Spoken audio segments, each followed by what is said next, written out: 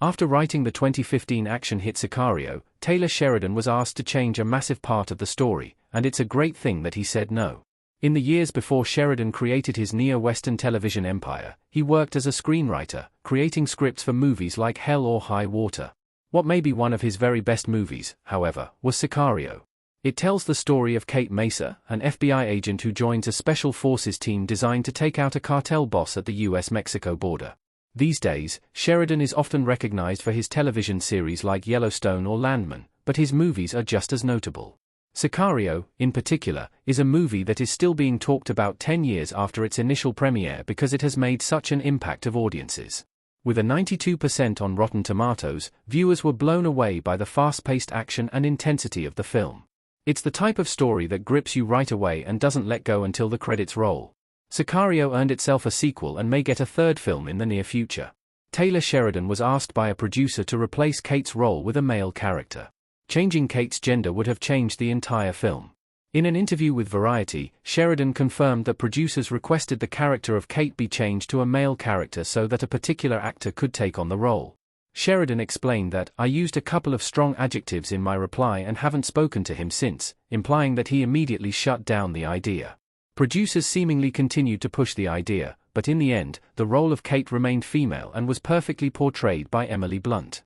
This decision was absolutely necessary for Sicario to be as successful as it was. Turning Kate into a male character would mess with Sicario in a detrimental way. Part of what makes the movie so compelling is this idea that Kate, despite all her training, is a fish out of water. She's working in an area that is new to her, and must work together with men who aren't quite what she's used to. If Kate had been a male action hero, there wouldn't have been such a compelling emotional core to the movie. Thus, Sicario would have become just another action movie with more typical male characters. Why Taylor Sheridan wanted Sicario's lead to be a female character. Sheridan does strong female characters well. Emily Blunt as Kate Mesa sitting in the back of a car in Sicario. Sheridan also felt that Sicario needed to be led by a female character. He said, "I didn't want it to be just this do-gooder guy.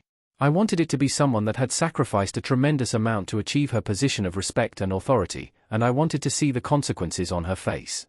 Sheridan went on to explain that Kate was never supposed to look like this huge physical threat, but instead, would carry the emotional scars of what she had seen and done. She would be someone who had a reason to fight for justice. Sheridan's explanation of Kate makes a lot of sense when looking at his repertoire of strong female characters. Beth from Yellowstone is an obvious example, but there is also Elsa from 1883 and Jo from Lioness.